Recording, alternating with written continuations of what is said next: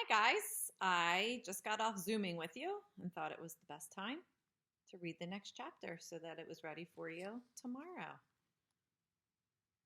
So, again, we're reading Julian's World, the stories that Julian tells, and this is chapter 4 Because of Figs.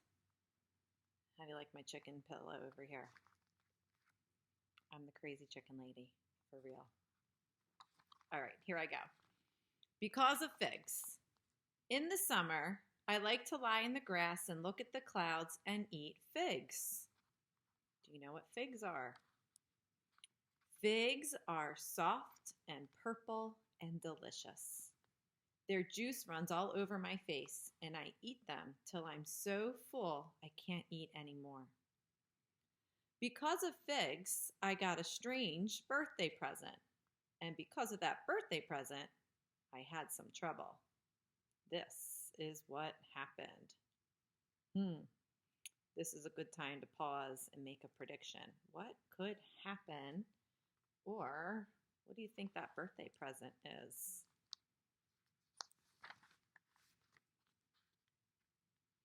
It all started a long time ago when I had my 4th birthday. My father came home from work and said, "I have something for you, Julian. Go look in the car." I ran to look, and Huey ran after me, tripping on his shoelaces. When he looked in the back seat of the car, there was a tree. A small tree with just a few leaves. We ran back to my father. "A tree for a birthday present?" I said. "A tree for a birthday present," Huey said. He was 2 years old, and he always repeated everything I said. "It's a fig tree," my father told me.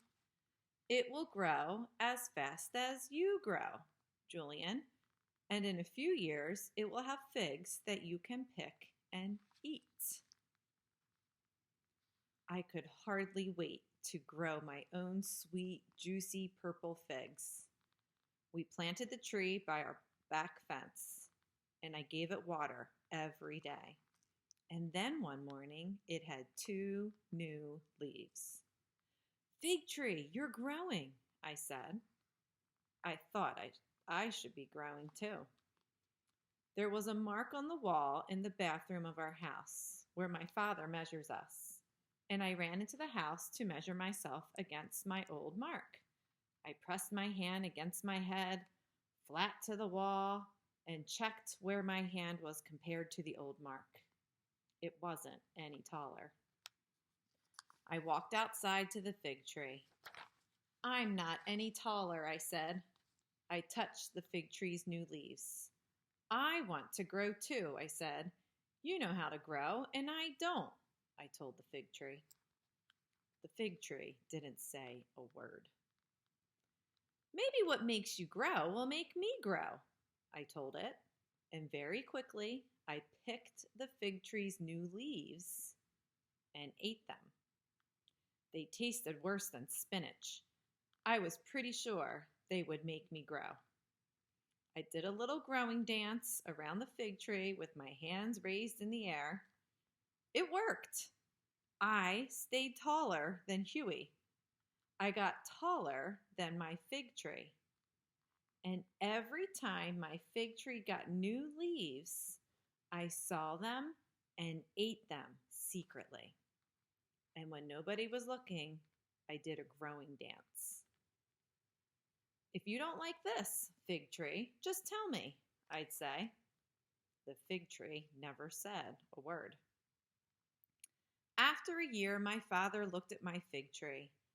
"It's a nice little tree," he said, "but it isn't growing." And he started putting fertilizer on my tree, and he looked at it more often.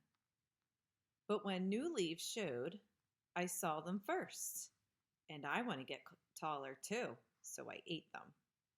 Another year went by. My mark on the bathroom wall went up 3 inches. I was 4 inches taller than Huey, and my arm muscle was twice as big.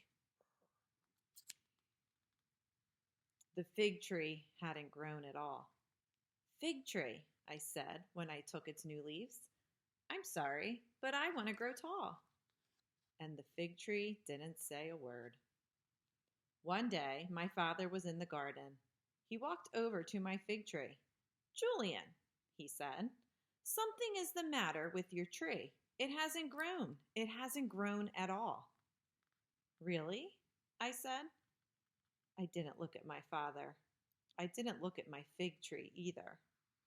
Do you have any idea what could be wrong? My father asked. I looked straight at my feet. I crossed my toes inside my shoes. Oh, no. I think that this tree's just plain no good. We'll pull it out of the ground and get another one. Oh, no, don't do that, I begged. Julian, my father said, do you know something about this tree that I don't know? I didn't say anything, and I was glad, very glad, that the fig tree didn't say a word. Finally, I said, it's my tree. Give it one more chance. Sorry about that. No use waiting around, my father said. His hand was around the trunk of the tree. Please, I said. My father's hand relaxed. After all, it is your tree, he said. Just tell me when you want another one. All afternoon, I couldn't think of anything but all the little fig leaves I'd eaten. I was pretty sure I knew why the fig tree didn't grow. At bedtime, I couldn't sleep, and when Huey went to sleep, I got up and sneaked outside to my fig tree. I told God I knew that the fig trees belonged to the fig tree. I told the fig tree I was sorry, and I promised I would never eat its leaves again. The tree didn't say a word, but the next week it got 2 new leaves and kept them. That night I went to bed happy, and I dreamed a good dream.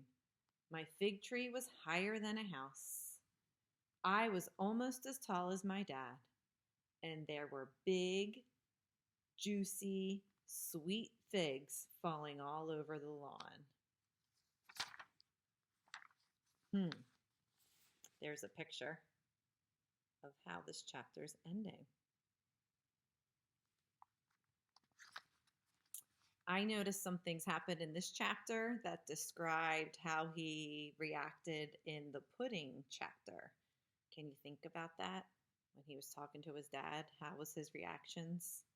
The same as when his dad caught him and his brother eating the pudding? I'll be asking you about that.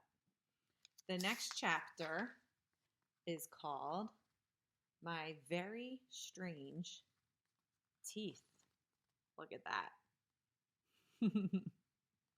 I wonder what that's about. All right, I'll see you soon.